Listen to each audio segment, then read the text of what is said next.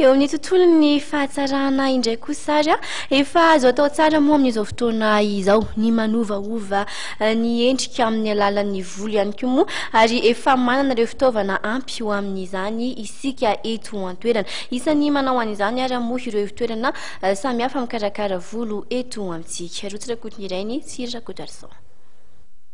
Anisan'ny fomba iray izay efa azo atao tsara eto toerana ny mikarakara taovolo ary efa manomboka manana ireo karazana akora vahiny matianina sy azo ampiasaina tsara isika ho amin'izany. Isan'ny ankafizin'ireo andriambavilanitra indrindra ny manana volo lava sy tsara kalitao.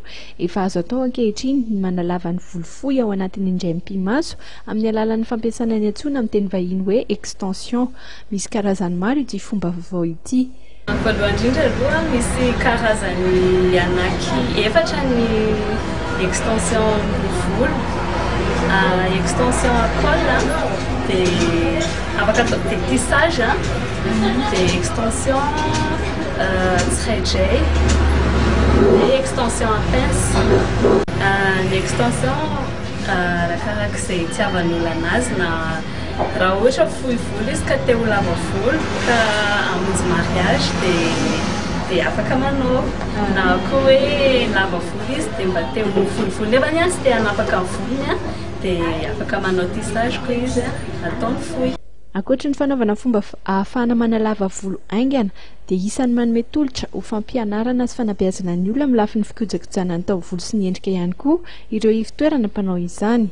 Ankoatra ny extension dia misy ny rehetra ny aty amin'ny tanavote, ny fanaovam-bolo, ny fanaovana tarehy, ny fikojakojana ny sy-tongotra dia araky ny efa fantatra ihany dia efa misokatra ny école professionnelle de coiffure et esthétique Tanavote T67. Ny fidirana dia amin'ny 1er juillet ho avy izao. Efa afaka misoratra ny efa misy ny akora manokana fampiasa amin'ny volo rehefa mikasa ny alalava volo aingana. Ohatra amin'izany ny lakôly manokana, misy ihany koa ny volo natoraly fampiasa ary eo ihany koa ny volo artifisialy. Manana ny safidiny arak'izany ireo andriambavilanitra liana amin'izany sy mikasa ny anova ny endriny.